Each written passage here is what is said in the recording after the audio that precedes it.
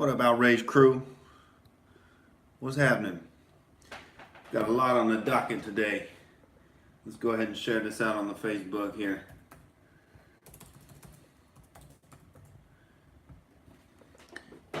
We're going to talk about the lovely agenda of Alexandria Ocasio-Cortez here. We're going to get deep into the witchcraft that she has brewed up in her cauldron for America, ladies and gentlemen. Oh, it's so diabolical. Oh man. Let's get this shared out. This is gonna be a fun stream. Okay.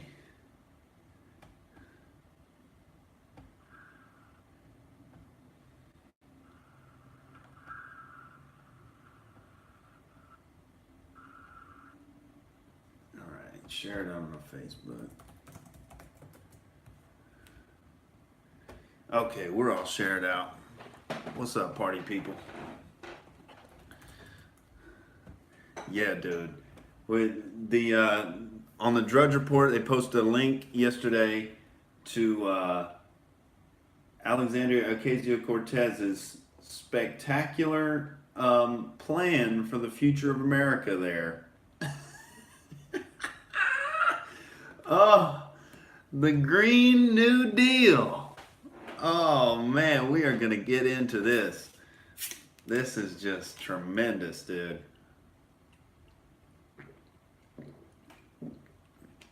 Oh, we're gonna get into Ocasio-Cortez madness.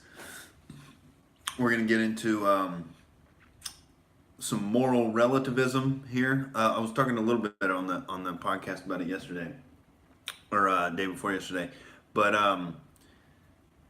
the ideology of these people that don't have any ethics and don't have any standards for truth, and kind of getting into Joe Rogan and the psychology of fence sitting and how that's confused for critical thinking when you don't take a stand on anything. Ooh, he's playing devil's advocate with himself constantly. Yeah, Zarkov, what's good, baby? Yeah, I don't know. Ocasio-Cortez, those are definitely the crazy eyes of somebody who might suck your dick at a dive bar. But I don't necessarily want those eyes pulling levers in the federal government there. As useful as they can be on a drunken Friday night, you know,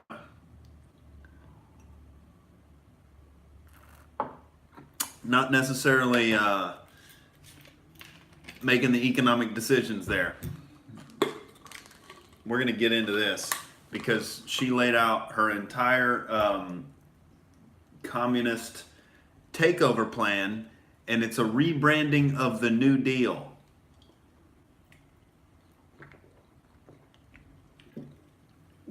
Oh man. There might not be anything with more propaganda surrounding it than FDR's New Deal. Supposedly brought us out of the Great Depression. Really just prolonged it for upwards of a decade.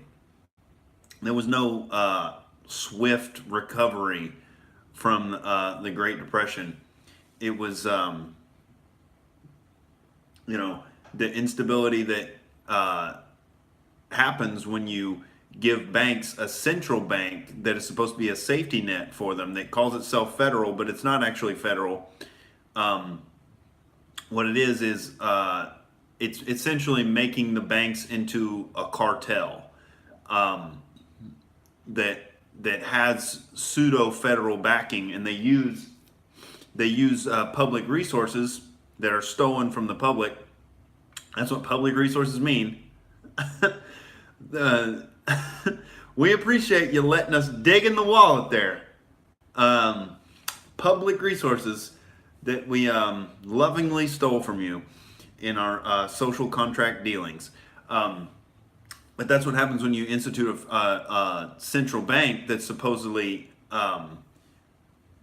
there to provide a safety net for the instability of the banks. See, what should happen is when the banks are there's instability in the banking system, the banks should fail because they're too leveraged out. They're doing too much fractional reserve banking, and they're doing predatory lending practices, and they're fucking around with derivatives, and they're doing things they should not be doing as a private institution.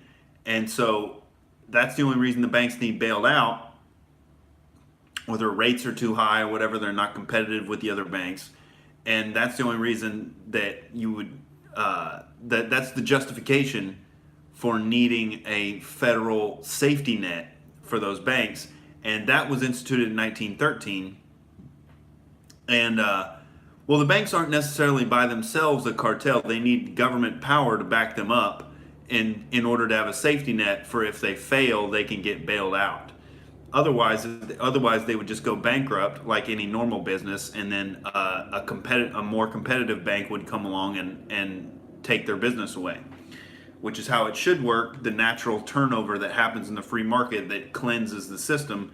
But when you have the government there to stop up the failure and prevent it from happening and prevent that turnover from happening, then you get the rot and the corruption that you see in the current banking system. So it's all a function of the Federal Reserve and the federal government.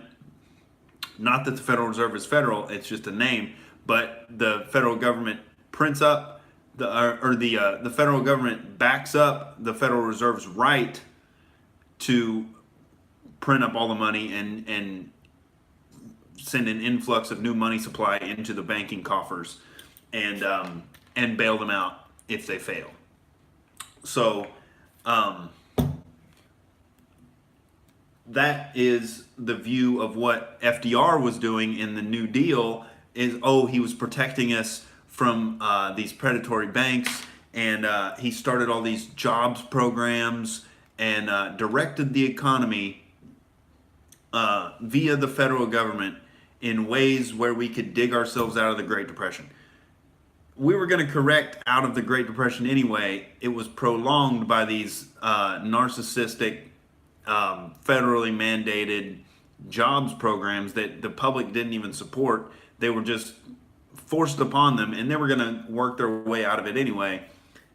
But because we still had enough of a free market capitalism system in the 1930s to work our way out of it and start producing things again.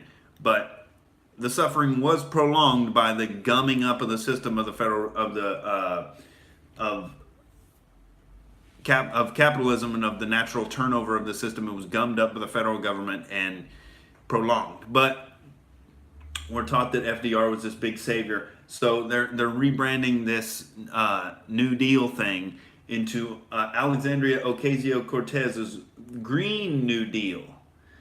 Okay, let's get into this. Holy shit. All right, everybody. All right. The installation of a national energy efficient smart grid, which means the government's going to determine how smart your usage of energy is and whether or not it's federally acceptable. And so Alexandria Ocasio-Cortez will be monitoring your my usage of lights here, and I'm sure we'll have to do this podcast in the dark pretty soon, because using my lights to expose the evils of the federal government and the inherent immorality of the system, that's probably not what they would consider an efficient use of energy. And so we're probably going to be I'm going to be having to do this podcast from the equivalent of Plato's cave. I'll probably have to start a fire on my oven there, and expose these tyrants, by firelight there. All right. Upgrading every residential and industrial building for the state-of-the-art energy efficiency, comfort, and safety. Ooh. See, it's all this flowery sounding language. What isn't explicated in this report is who's going to pay for it and what economic benefit is it going to provide. No, it's just all about this ideology of what's more efficient. Okay. Eliminating greenhouse gas emissions from the manufacturing, agricultural, and other industries, as well as from America's transportation and infrastructure network. Oh yes, we're going to eliminate those greenhouse gases because, you know, 60% of the economy runs on fossil fuels, but we're just going to shut that down because Ocasio-Cortez thinks that's bad. That's dirty and that's nasty that you would even want to use modern technology powered by fossil fuels and natural gas. That's just hateful. And what's more important than quality of human life is some ethereal, pristine climate in the future, based on no evidence from your loving government-funded climate scientist overlords that have decided that you are irrelevant to the future. Okay, let's get into the details of this. This is just the because the devil is in the details here, ladies and gentlemen. All right. Upgrading homes. Sorry, this is a dense article, but she really gets into the details of the madness here. Okay. Sees this plan, Ocasio-Cortez sees this plan as being a vehicle through which social equality might finally be realized, as it will use reparations to right historical injustices and mitigate deeply entrenched racial, regional, and gender-based inequalities in income and wealth, including without limitation ensuring that federal and other investment will be able to equitably distribute to historically impoverished, low-income, deindustrialized, or other marginalized communities in such a way that builds wealth and ownership at the community level. Holy shit! Did you hear that? A word salad. Then, okay. So, through which social equality might finally be realized. Here's a newsflash: we're not equal in the terms of how hard we work, how smart we are. How motivated we are to do what it is we're trying to do in the world. Some people want to sit on their dick and play video games all day. Okay? Some people want to get out in the world and do things physically. Some people want to do things intellectually. Some people want to work hard. Some people don't. Some people have the gifts to work hard and accomplish things. Other people do not. They just, they do more rudimentary level things, and that's fine. But there's this idea that social equality will be realized. Oh, social equality. What that entails is we're going to hand mountain moving power away to the federal government to redistribute the wealth from the people who have actually earned the wealth to the quote historically impoverished, low income, or otherwise marginalized communities. See, those are all subjective terms. You can decide that somebody has been marginalized based on the color of their skin, even though they may have had a much more privileged upbringing than, a broke white person with a terrible family. That doesn't matter. What matters is what they look like, and so we assume that they are marginalized. And so what we're going to need to do is have a big federal government state apparatus come in and extract resources from people who have earned them themselves and hand it to the historically impoverished there. What is Espresso Studios? Yeah. Allocating personal capital for the sake of gambling on unstable markets. Yeah. Not sure what you're implying there. Allocating personal capital for the sake of gambling on unstable markets. Um,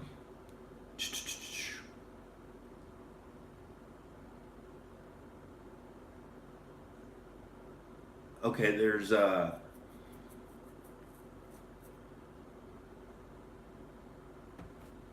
so reparations. Oh, with the banks playing with folks' money. Oh yeah, yeah, yeah. That's how they can get away with those practices of having those subprime loans and then gambling through derivatives and profiting even if they fail. Even if the people aren't going to be able to pay back the loans, then the banks uh, essentially have these derivatives which are uh, essentially gambling on the loans to fail. And so, yeah, yeah, yeah. It's insane, and the only reason they can get away with that is because of the federal safety net that backs them up if they go belly up. If they were actually operating in a true free market, they couldn't get away with that because the banks that weren't doing that would outcompete them. Because that's not a sustainable model to operate from.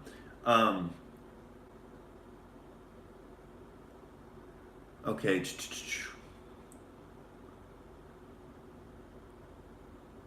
The plan also imagines creating governmental support for transitioning minority communities. The deal shall, quote, ensure a just transition for all workers, low income communities, communities of color, indigenous communities, rural and urban communities, and the frontline communities must be most affected by climate change, pollution, and other environmental harm, including by ensuring that local implementation of the transition is led from the community level. So we're splitting up society into all these differing groups. This is the identity politics fantasy wet dream. is what Ocasio-Cortez is trying to get through. The transition. Oh, we're going to ensure a living wage to every person who wants one. You can't ensure a job to everyone who wants one. Because turns out there's a thing called capitalism, which for a person to hire you, they need to have an incentive to hire you, meaning you will provide value to their business that they're hiring you for. If it's the same with dating women, replace this. We're gonna assure access to a vagina to every person who wants one. The consent of the woman isn't needed. The consent of the employer hiring you isn't needed. We're just going to assure you you will get a living wage job because you just deserve it. Okay, you're an infant, and the government treats you that way because it's in their best interest for you to be an infant that has no idea what's going on. Yeah, Espresso knows what I'm talking about. Forcing artificial demand to a labor market does not work. Absolutely, absolutely. It's the same thing with the minimum wage. The minimum wage is so retarded. Like from an IQ of about 80, it makes perfect sense on the surface. You're like, well, they just need to be paid more, and that's good. If we pay them more, that's good. Well, problem is, the only reason you get paid a certain wage at your job is because you're providing that much value to the employer who's employing you.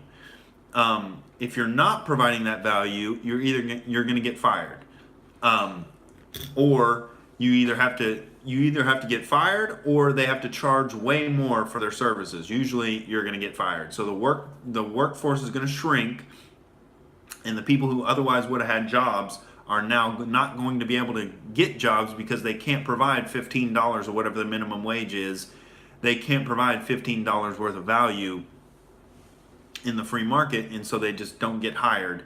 And the people that these leftist corporations that are already big enough to comply with the wage raises, they may pay their employers more, but then their prices are going to have to go up more, or else it's going to show up on the budget sheet, ladies and gentlemen.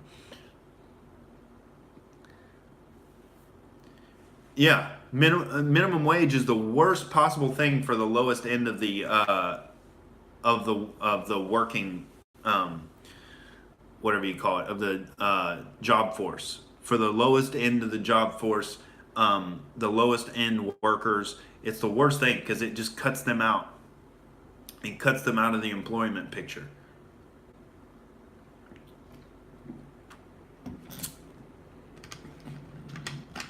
It basically makes it illegal for them to have a job because they can't provide $15 an hour worth of value to their employer. But the employer is just the exploitative capitalist monopoly man with a monocle. Okay, and no empathy is required for him. He's the exploitive capitalist there, and so his desires don't matter. Just like we're going to provide a living wage job to everyone who wants one. That has just as little understanding of what the employer wants as we're going to provide a nice we're going to provide a nice vagina for everyone who wants one, and the woman has no say in it. When the federal government will provide it to you, and they will go along with it. It's capitalism rape, ladies and gentlemen. This government is rape, capitalism is lovemaking.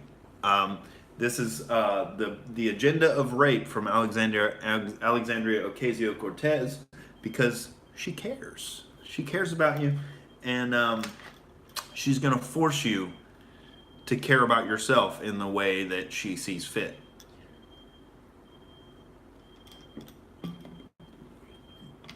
Excuse me, ladies and gentlemen, I'm all hopped up on espresso and Perrier.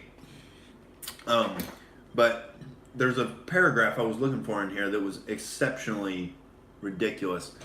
I'm gonna take a quick piss break and I'll be right back. But we're gonna get deep into this this communist takeover agenda. This is the Green New Deal. Everyone bow down to Ocasio-Cortez.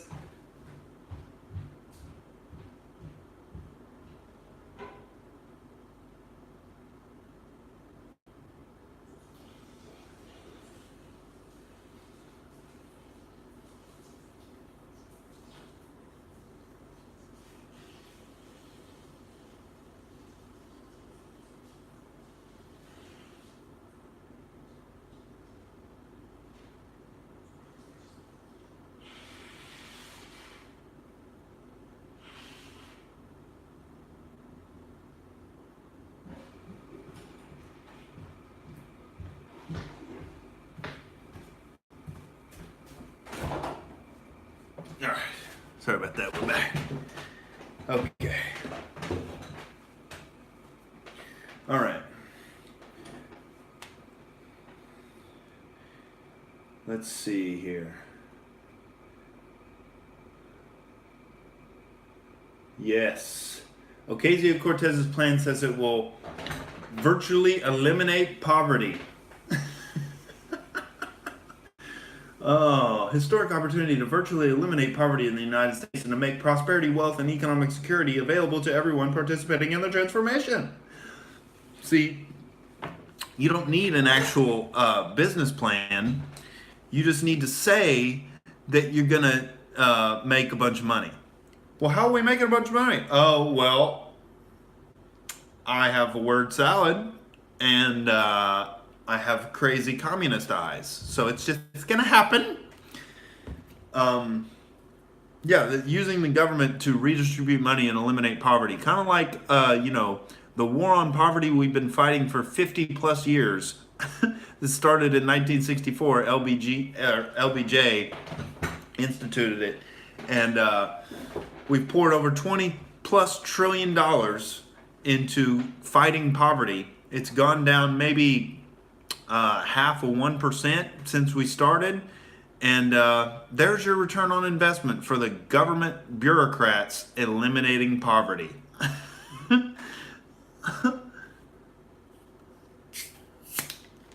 Well, Justin Potts, I see, and there's this equivocation between Alexandria Ocasio-Cortez and Trump. They're like, oh, Ocasio-Cortez is the left wing's Trump because she triggers the right wingers so much. It's like, no, her ideas are literally that bad, and she has no experience in the fields doing what she's saying she's going to do, and she calls herself a socialist with no hint of irony at what's happening in Venezuela right now, or historically with socialism, National Socialism, the Nazis, or socialism leading into large scale communism in Stalinist Russia.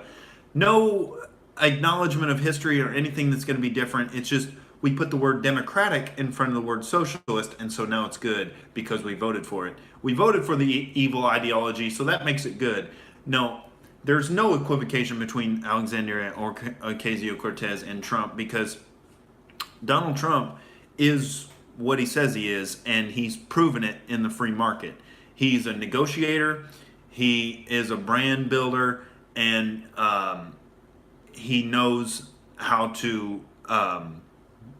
He is competent at business. He is proven it in the free market. He has proven it over decades and decades in the New York real estate environment. With outside of government, he has proven it that he knows what he's talking about to a certain extent. The Ocasio-Cortez is just this. She comes from academia, and she's involved in all these little social projects. Trump, it all sounds the same to you. Donald Trump knows what he's talking about. What bullshit? Donald Trump knows what he's talking about in terms of negotiating. He wrote an entire book about it, and the left still doesn't understand what he's talking about when he asks for way more than what he wants and negotiates down to getting what he actually wanted in the first place. So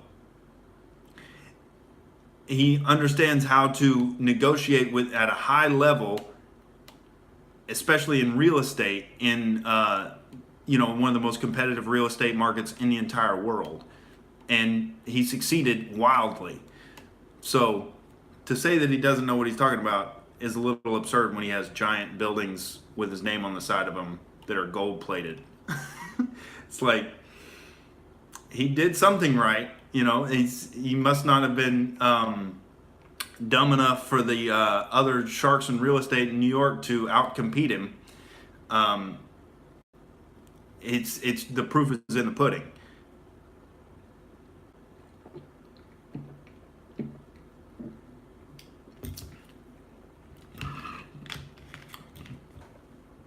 But the answer that Ocasio-Cortez provides, he still used word salad just like she does. Well,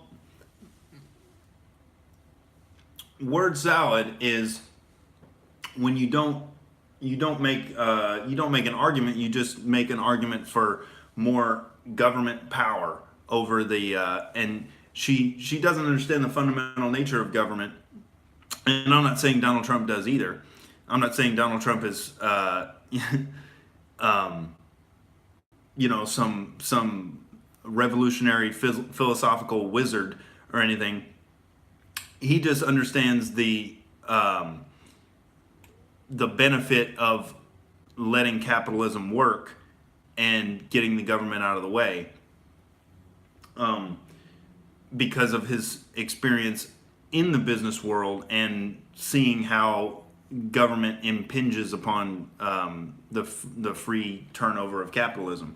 But everything Ocasio-Cortez is advocating is a federal takeover of industry, which doesn't fundamentally work because of the corruption of incentives that happens when you let government take over capitalist industry. The incentives don't work because the money is stolen from you at the root of it.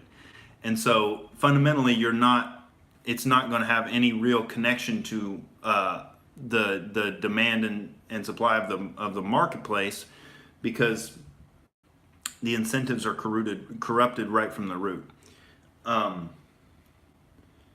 So I was wanting to get into the details of this shit. This article is kind of all right.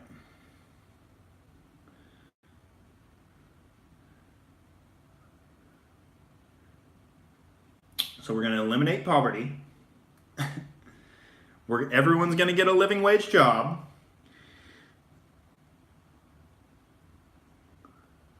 I mean, Trump had tangible things that he wants to accomplish, and he's already done a few of them. He's cut taxes, cut regulations, build a wall, and enforce border laws. He already got out of some of the unnecessary bureaucratic things that we were being beholden to, like the Paris Climate Accords. He's not taking shit from the UN anymore. He's acknowledging that we are spending all this money to militarily defend other nations, and they're not compensating us on the back end, and he has acknowledged how unfair that is. What up, Ace Alpha? Social Security is a socialist policy. No one's advocating for a communist takeover, but some degree of socialism is a necessity in society, in this case to save capitalism from itself. I don't agree at all. I don't agree at all, because socialist policies are the puzzle pieces that make up the puzzle of communism. So there's fundamentally no difference between socialism and communism. It's just a matter of scale. So the ethics are exactly the same. It's government force that is dictated top down, and you're not letting people make their own decisions with their own money. And so you say that some degree of socialism is a necessity. So what you're saying is we can't just have all mutually agreed upon, love making. We need some degree of rape in society. Otherwise, what are we doing? We got to save love making from itself. We need some degree of rape in society, or else, this love making might get out of hand. There's nothing wrong with letting people make their own decisions economically in society, and that's what capitalism is. It's the voluntary exchange of money for goods and services, and there's nothing wrong with letting that happen. People are going to make bad decisions, and things are going to fail. Ethically, it's the same as it's coercion, which rape and lovemaking is an apt analogy. So ethically, socialism is to rape as capitalism is to lovemaking, because there's an element of force there that can't be denied.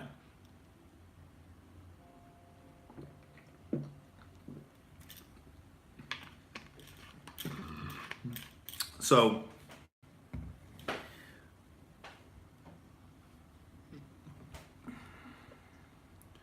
let's see, what are you saying here, sir? So yeah,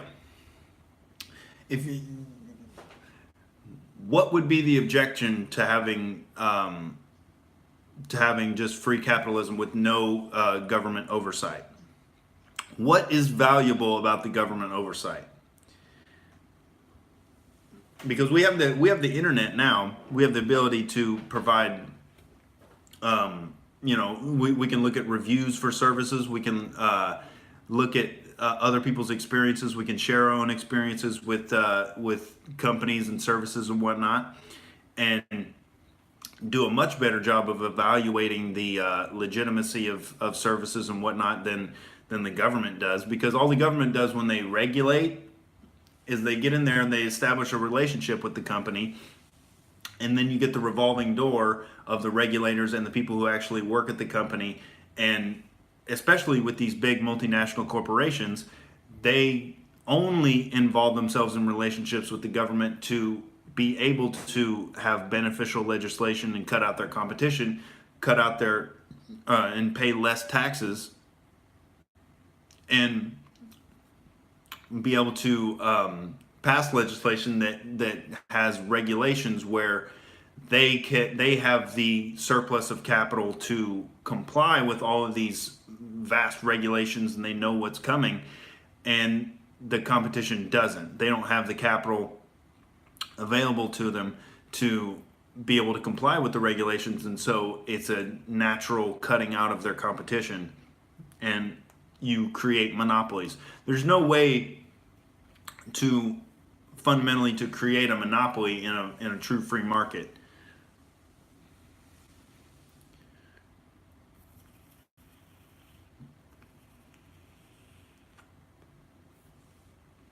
Because there's yeah, the government is the only way you create a monopoly.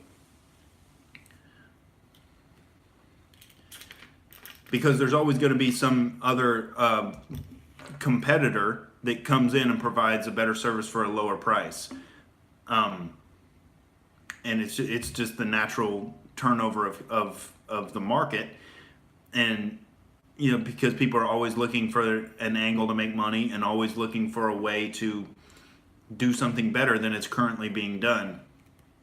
And so if you don't have a way to force your competitors to comply with these thick fucking books of regulations, then if there's no licensing required and like no gatekeepers, then literally just the people who are making the money are going to be the people who are providing the best service. Anyway, let's see.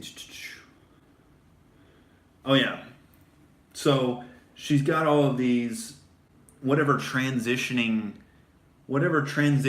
minority communities means. So she's got that. She's got a national jobs force. Oh, what up, Archa? We're cooking up okay, so Ace says, we already had unchecked capitalism where there was all for practical purposes, no regulations or any meaningful restrictions on private enterprise. It was called the Gilded Age. No labor laws, no minimum wage. Also a heckload of monopolies.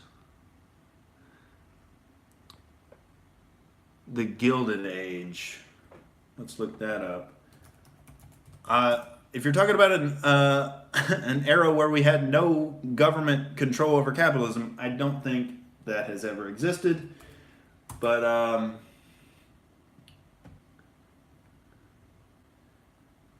yeah, the Gilded Age from there was still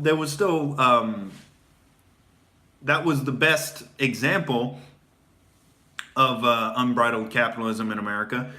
But then what happened is the big steel companies, the big railroad companies, the big oil companies made the first deals with the devil and created the monopolistic control over the government. And then subsequently the big steel, big oil, and the big banks all came together on a shadowy night on Jekyll Island off the coast of Georgia and cooked up the idea of the Federal Reserve. Okay, so that they could have true federal control over the economy and create the lick the devil's boots, if you will.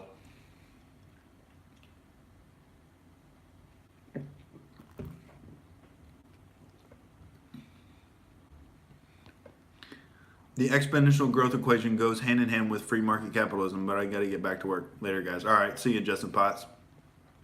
Archer says minimum wage is a slavery gateway. Black slaves 200 years ago lived better than McDonald's workers living on minimum wage.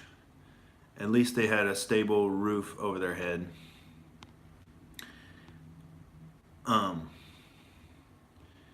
Yeah, capitalism can balance itself. Unchecked capitalism is a recipe for disaster. What what your the fundamental assumption is that government is a legitimate check on capitalism, which it's not. Um, the there is no because you have to look at the fundamental ethics of the system. Okay, the way you check capitalism is by identifying corrupt institutions and not doing business with them. The problem with the government is it is a corrupt institution, but you can't not do business with it. It's involuntary. And so you can't have an involuntary system that quote unquote checks the voluntary system, because it has to be an individual citizen agenda to choose who you do business with based on your ethical evaluation of what they're doing. So if there's a company that is polluting too much and you don't like how much they're polluting, or they have these like Nike, they have these sweatshops overseas, you don't like their business practices, the burden is upon the consumer to not do business with them. It's not therefore we need a forced redistributionary state to take our taxes and choose for us which companies to king make and which companies are doing unethical business practices or whatnot. That's for the consumer to decide, because it's I mean, you can complain all you want about unethical business practices, but the most unethical thing that's going on in society is the theft of your money called taxes. And that's what Alexandria Ocasio-Cortez wants. She wants it's all her big new Green New Deal. She clarifies that this plan would not only need to be financed by taxpayers, but also the Federal Reserve and other institutions the government can create. Ooh, other institutions. We're going to create all new kinds of institutions that are going to squid-like work their way with their tentacles into your wallet and create the socialist utopia. So the end of the document contains a Q&A, one of which deals with the plan's funding. Quote, the Federal Reserve can extend credit to power these projects and investments. Ooh, soon, a gallon of gas is going to be $15, just like the minimum wage. New public banks can be created. Ooh, doesn't it sound just lovely there? To extend credit and a combination of various taxation tools, including taxes on carbon. So hold your breath there. Don't exhale any carbon dioxide for Ocasio-Cortez. And other emissions and progressive wealth taxes. Ooh, progressive wealth taxes. Isn't it all just delightful? She's got all these new varieties of rape she's going to employ to create her lovely society, everybody. It's not just traditional rape. We're going to create a whole new kind of rape.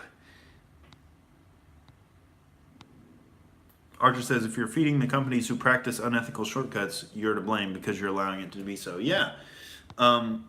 You vote with your dollars.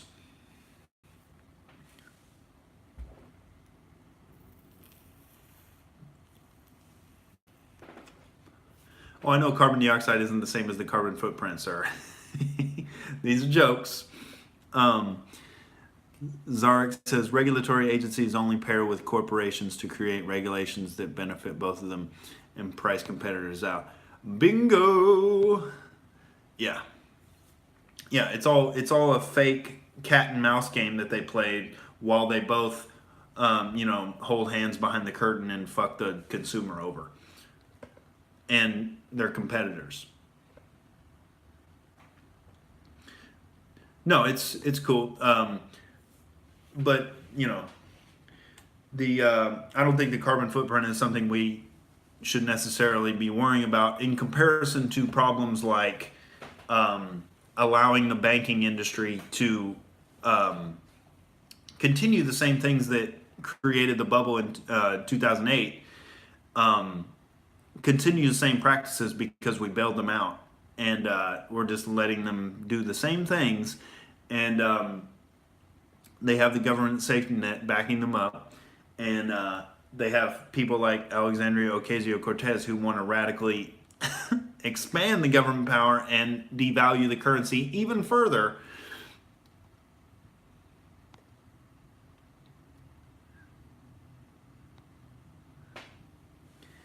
Zarek Archer says, with all these new rapey laws, at least there's one benefit. Nobody's going to want to try to get laid, which results in less babies, resulting in less population. That's good. That's very progressively eugenics minded there. Oh, dude. Babies can come from rape. I don't know about government rape, though. It's... You think that Google is a private company or a monopoly by now knowing all the taxpayer money it receives? Yeah, Google, it's pretty much, it's dominated, it dominates so much of the traffic on the internet. It's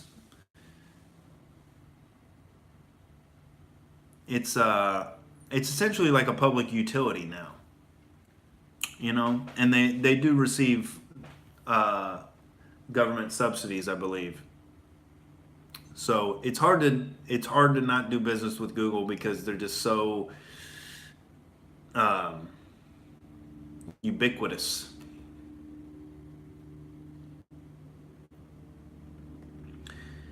Ace Alpha says Trump literally undid so many of the regulations that were put in place on the banking industry by Dodd-Frank.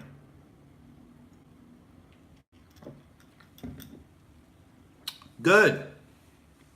I want no regulations on the banking industry. No, see, here's what happens. The only reason the banking industry takes the risks it does is because they know they have the safety net of the government to bail them out. That's literally the only reason why. Because it's a race to the bottom. Once they know they have a safety net, then all the biggest banks are like, we can do anything we want. Let's just give these subprime mortgages to these people we know aren't going to pay them back, and then gamble that they're going to fail. And then they can do it because they know they're going to get bailed out by the government. But if it has less to do with regulations and more with the expectation that they're going to get bailed out if they go belly up. But the regulations also hurt the industry because it cuts out the competition of smaller banks moving in and providing more efficient service or less predatory service. And so you end up with these stagnant big six mega banks that just never go away, regardless of how much unethical practices they do. They're just going to be there because they're government endorsed and they comply with all the regulations that have been put on the banking industry. And to like go try to start a new bank. Let me know how that goes.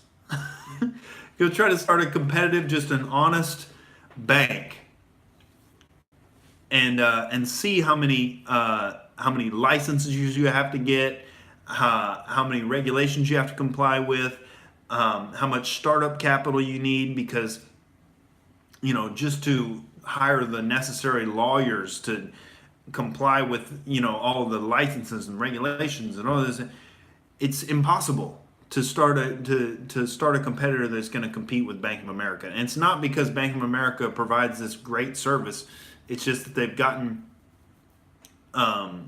into a cozy relationship with the banks or with the federal government, and it's hard to get in on that action there.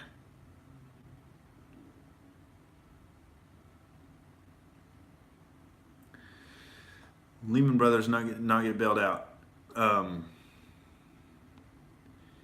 Hank Paulson, until the last moment, pushed for a private sector solution. Not sure what you're saying there. We certainly need a punitive system against unethical allocation of individuals' personal capital. Well, yeah, the punitive system is you call them out and then you don't do business with them. It's called ostracism. And that's the punitive system. If somebody's found out to be doing unethical practices, you expose it and then call them out and then tell all your friends and you don't do business with them. Yeah, what are you saying about Lehman Brothers? It didn't get bailed out.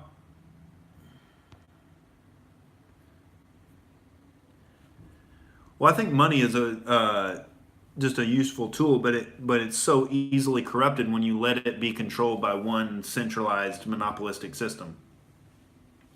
So money is super useful because you don't always have to want to negotiate trading like your goat for somebody's bicycle. Like if you want a bicycle and they want a goat, it's like, oh, it happened to work out, but otherwise you got to negotiate everything until the world explodes. But if you have money, it's just a transferable, universal type of thing you can exchange for. But the problem is when you give money creation, when you let money creation be controlled by a centralized system, then they have the discretion to create as much money as they want based on inflating the monetary supply, and then it gets into this weird area where there's just too much centralized control, and it's not based on anything real.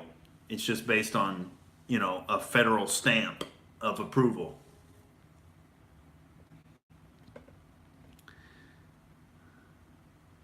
So in 2008, the government had no choice. If they hadn't bailed out the banks, we would have had a repeat of the Great Depression, only worse. See, that's consequentialism. You don't know.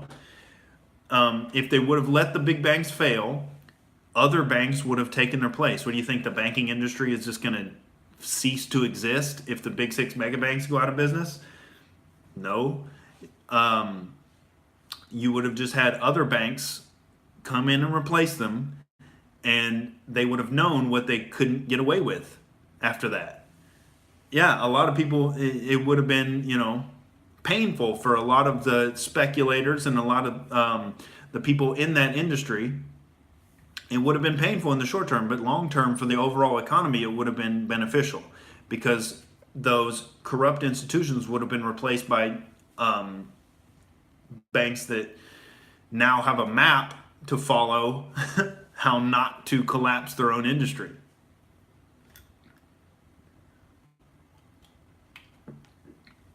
But those are the same scare tactics that were used as a justification to bail out the banks. Oh, if we don't bail out the banks, there's going to be this catastrophic depression. And you did your thesis on the Great Depression. So your argument is that we need a government safety net, that the bailouts of the banks were necessary. Oh, I know when the Great Depression happened. I'm well aware. And I also think it would have lasted, the Great Depression would have been a lot shorter if FDR hadn't instituted all these federally mandated nonsense job programs, because they have no connection to the demands of the market or the supply of the skills of the workers.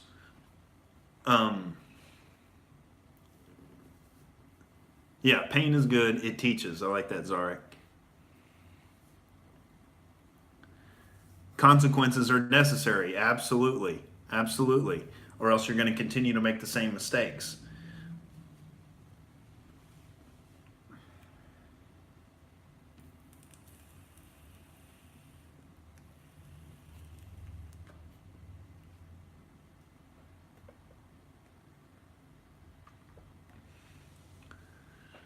The New Deal was a boon for U.S. economy. I don't know about that, brother. I don't know about that. The federal government has no. They have no. They have no value to the free market, other than the big companies who can use them to cut out their competition. It's an agency of force. The federal government has no place tinkering around in the economy. We need a separation of state and economics is what we need. The separation of church and state was super beneficial for the American experiment and getting the church out of the and splitting the church and the government up. Islam hasn't figured that out yet, and it hasn't worked out too well for them. But we need a separation of state and economics. And that's going to be pretty apparent because we're going to have another economic recession, if not a depression, because we just continue to do the same things and continue to trust the government that they know what they're talking about when it comes to economics, and they just don't.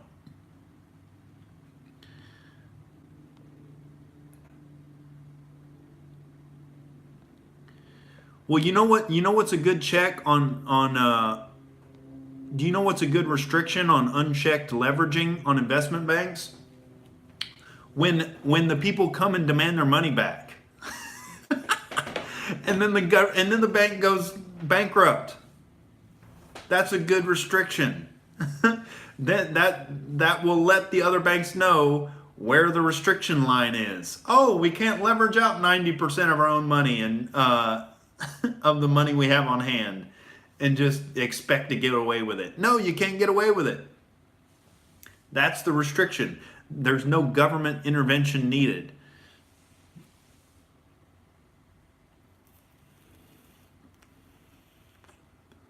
The restriction is reality. When reality hits home, then you cannot sustain your business model.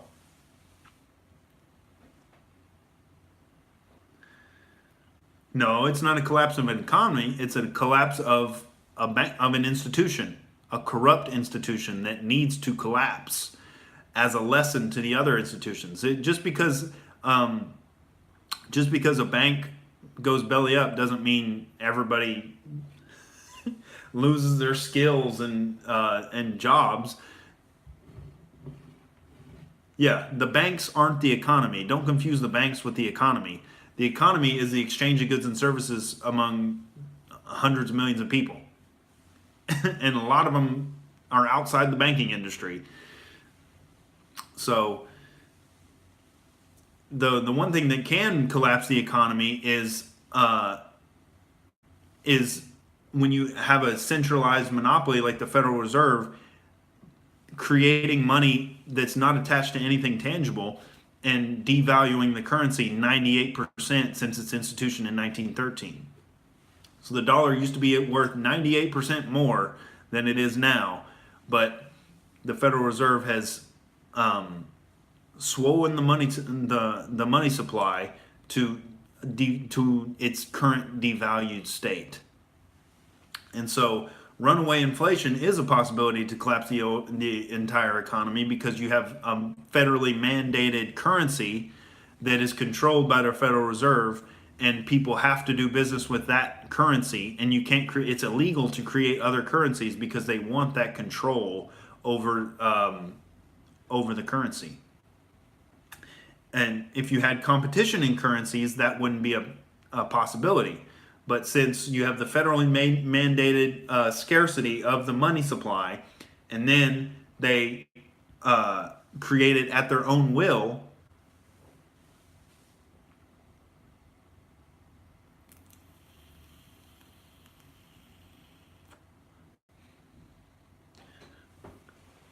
oh, I love this debate, ladies and gentlemen. We're going to get into a little more of Ocasio-Cortez and moral relativism when I get back, and we're going to talk more about the banks and whatnot. But I got to pee once again. So much espresso today. So much dragon energy going on the podcast.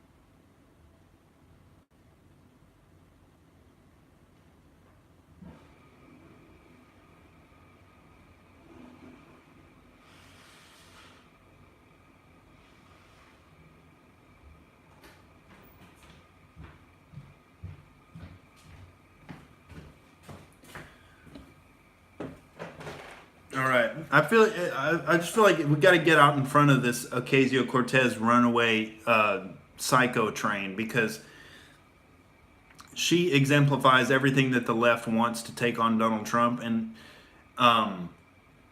we got to get out in front of this crazy train and derail it, because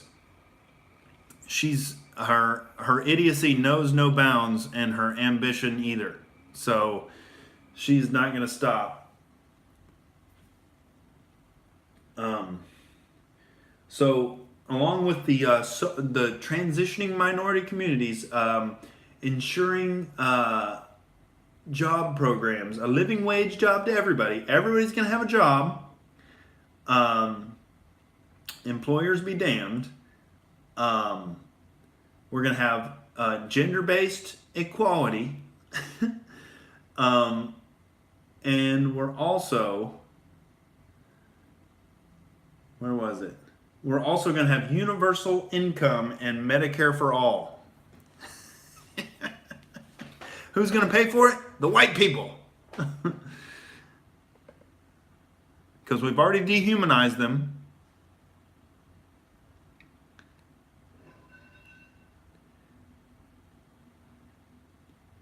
Yeah, Zarek is killing it in the chat here.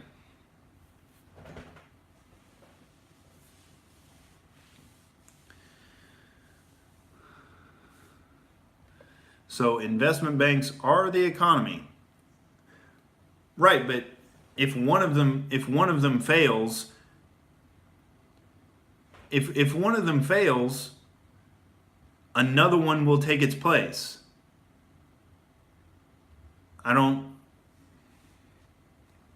With better business practices.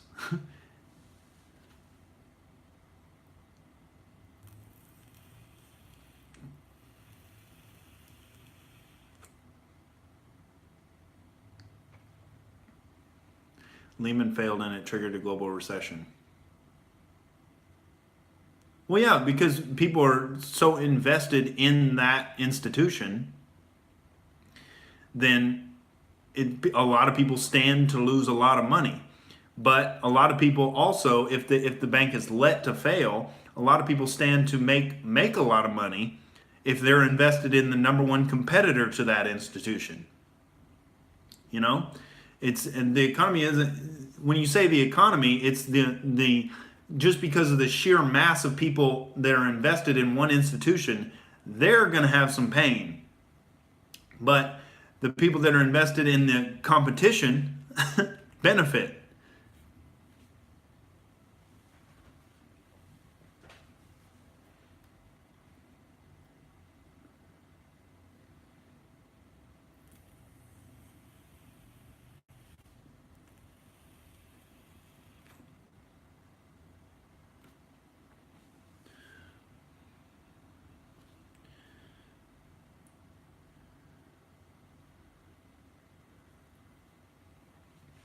Okay, yeah.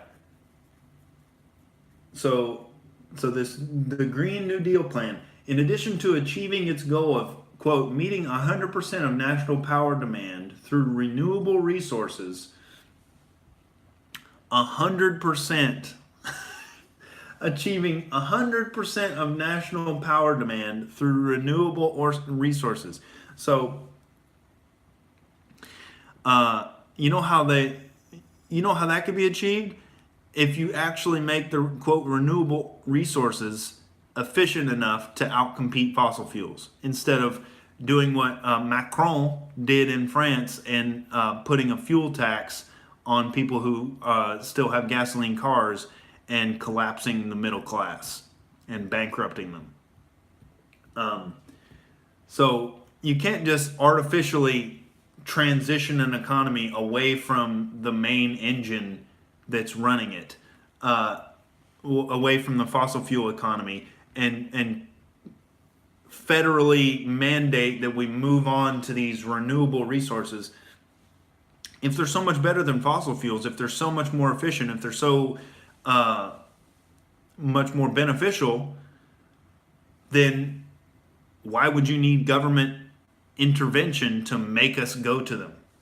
We just don't know what's in our best interest. We can't make an economic decision based on what's good for us. So we need Alexandria Ocasio-Cortez to put a leash on us and lead us to what's good.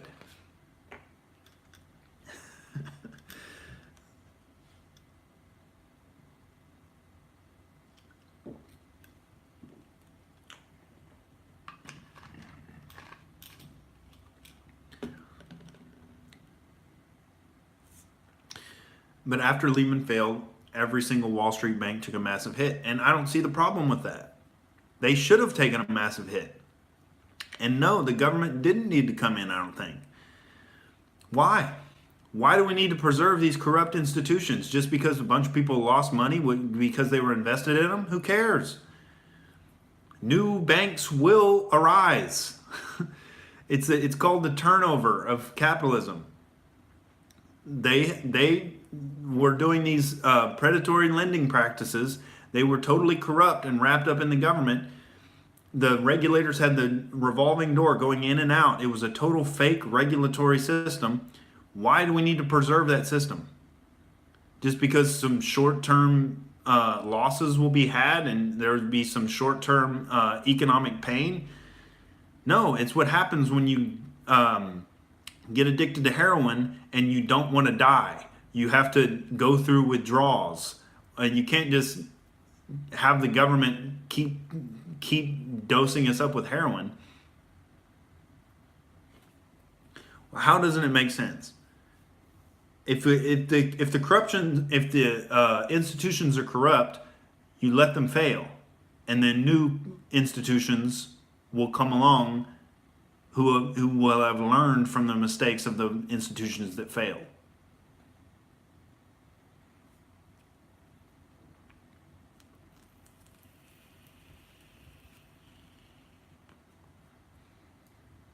I'm open-minded to it. I just don't understand your argument. It seems like consequentialist kind of climate changey argument of like, if we don't do this, catastrophe.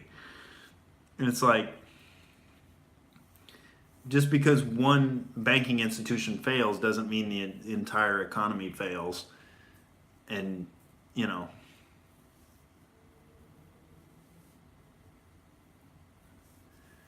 but I appreciate you providing another perspective in here, because it makes for a good podcast. I like it.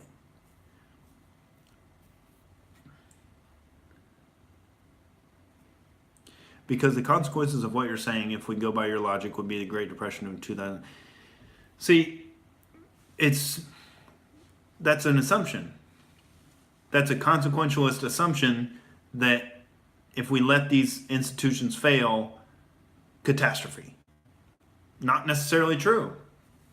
Because you're assuming that there wouldn't be a competitor that has better business practices that would come in and provide the same service for a lot lesser of an overhead. It's not like there wouldn't be an incentive to do it. If the big investment banks failed, then of course there would be an incentive to replace that system with a more honest institution. And if the demand is there, the supply will, and because people want to get rich, they want to be the CEO of the next biggest investment bank and rise to the top like Lehman Brothers was.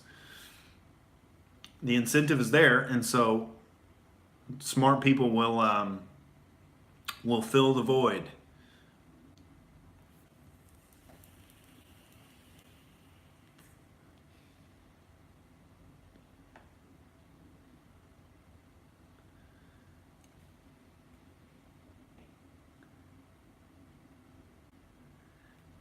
Yeah, Ocasio-Cortez is, she proposes a committee that will have total oversight over American industry, because nobody knows how to have quality American industry like career academics and politicians. They know what they're doing.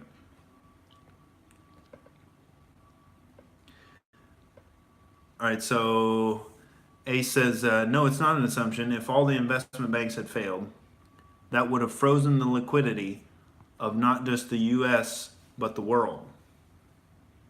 The global economy runs on the availability of liquidity.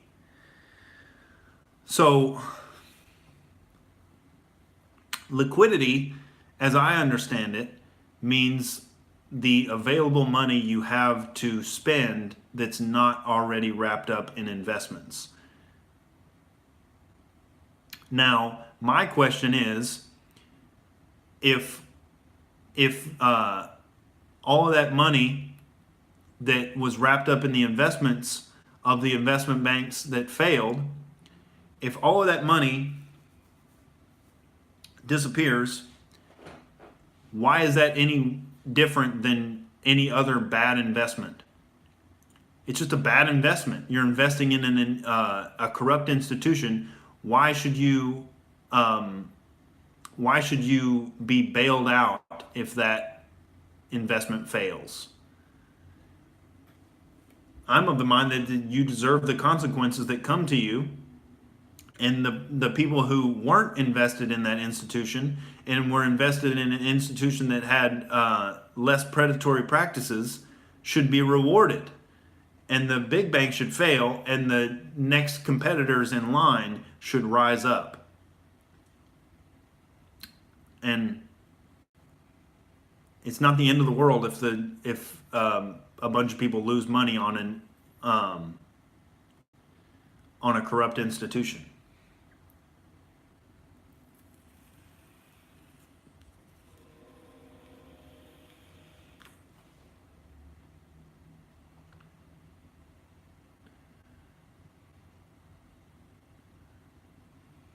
So essentially, Ocasio-Cortez, she's outlined a total government takeover of every aspect of Americans' lives, because she knows how you should live your life, and she's happy to enforce it upon you.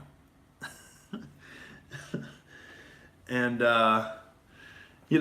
she's female and she's Mexican, so don't be racist, don't be sexist, and just do what she says. Because democratic socialism, it's good. It's loving, it's compassionate, and you've got to enslave yourself for the historically disenfranchised people. Okay? It's the only way to give them the proper reparations. My man Archer, thank you, sir. Happy New Year to you as well. So A says, that's the point I'm making, Nick. If the government had not come in, there would be no competitors left. There would be no system left. It's not an assumption. Read the congressional report on the 2008 crisis. It's over 1,000 pages. Well, unfortunately, I'm not going to read that. But I see what you're saying. There would be no competitors left. So there would be no system left.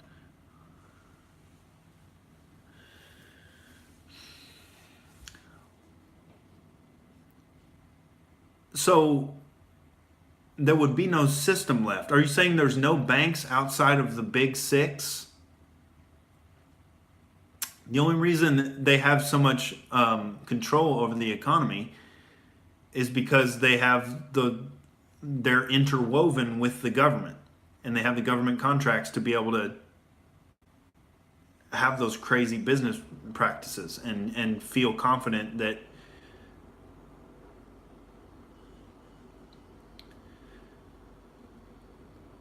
there are other banks. I mean, I hate to tell you, there are other banks other than Bank of America, Chase, Wells Fargo, and the Big Six. There are other banks.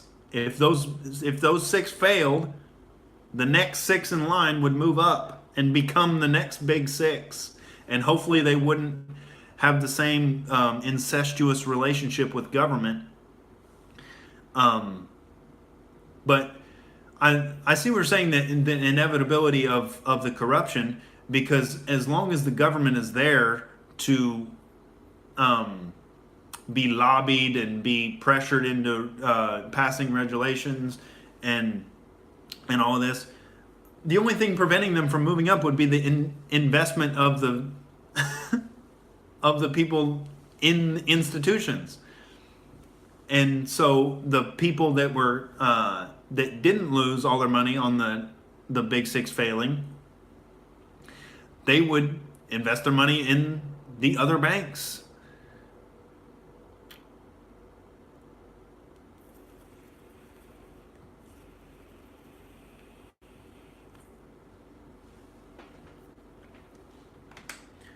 I just feel like you're kind of being sucked into the government narrative of the apocalypse if you know you don't bail out their banker friends, and I just don't buy it.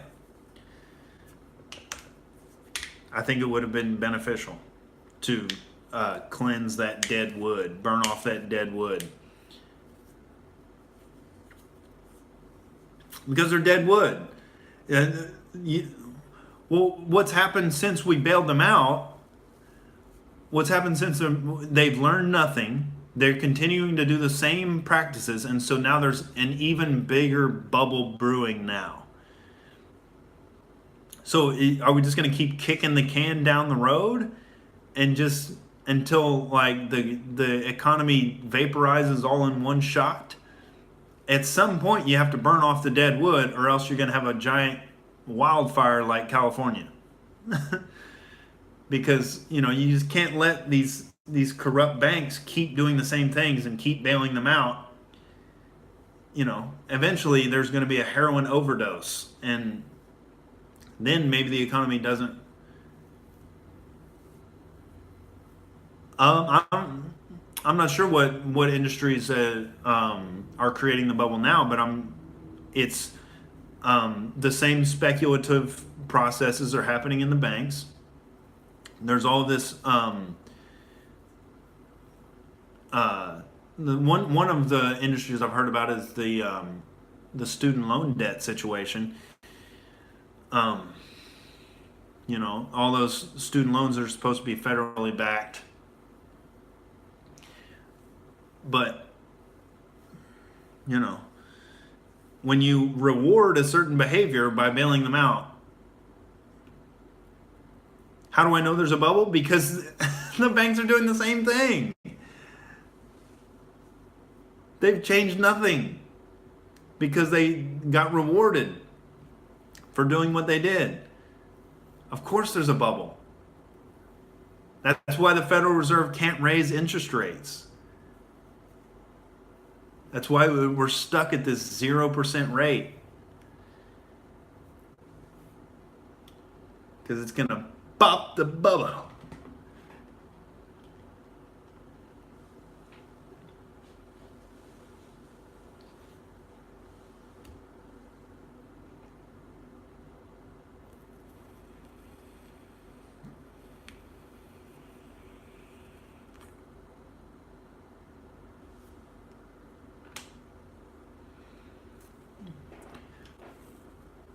I might be mistaken. I think we're still at around zero Federal Reserve interest rates.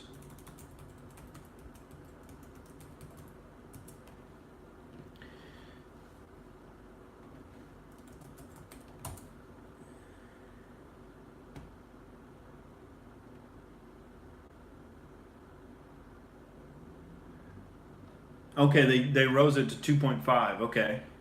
On December 19th. I stand corrected.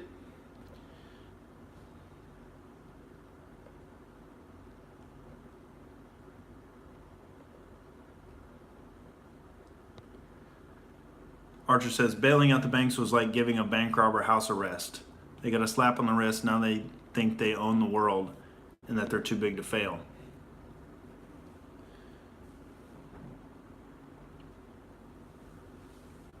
The reason they're not raising rates is for providing liquidity to the system, cheap capital, so you can borrow at a low interest rate. Yeah.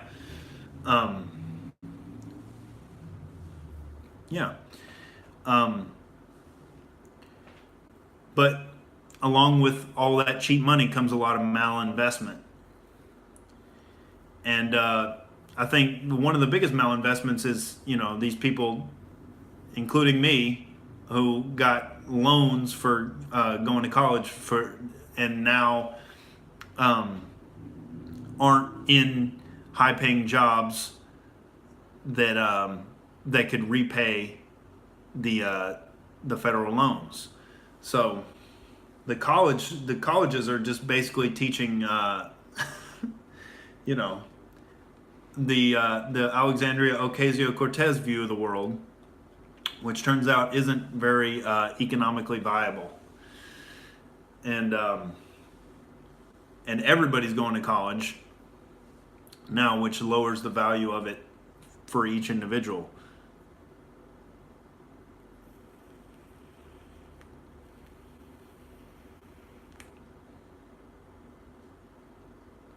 Ooh, Archer's going out shooting today, baby. The new AR. Oh, shit.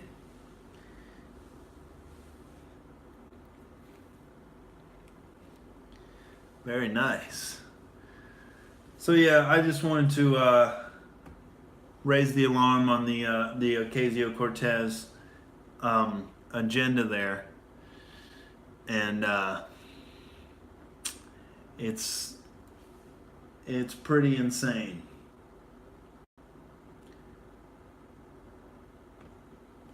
I mean, that's that's going to be. I mean, you're talking about which industries are going to be a bubble. I mean, all of the funding that Ocasio-Cortez's insane government programs require, that's going to be the malinvestment we see, because turns out bureaucrats who've never never sustained any value in the free market don't know how to invest money. And so the government is such a big part of the economy now that there's automatically going to be a lot of malinvestment, because it fundamentally has no connection to supply or demand. It's just whatever increases government power, because they stole your money and they don't give you a receipt. I was going to get into moral relativism and Joe Rogan and Stefan Molyneux and the debate they're in there, but we're already going on 85 minutes here, so I'll probably save it for tomorrow. We can talk more about I'm interested in educating myself more on finance. I just look at the fundamental incentives of government and how that affects the market, and how it creates inefficiency, and how immorality creates inefficiency is kind of the way I look at it, and I think it's a useful way to look at it. But yeah, I'll probably get off of here for today, and come back and catch y'all cool cast tomorrow. But yeah, I'll be up at the Fourth Wall Comedy Club tonight, rocking it out in North Hollywood. Catch me on Instagram, Nick Jordan himself. Audio of the podcast is on all the podcast apps on iTunes. Look under Outrage Cast, all one word. And yeah, ladies and gentlemen, we're exposing the communist nonsense.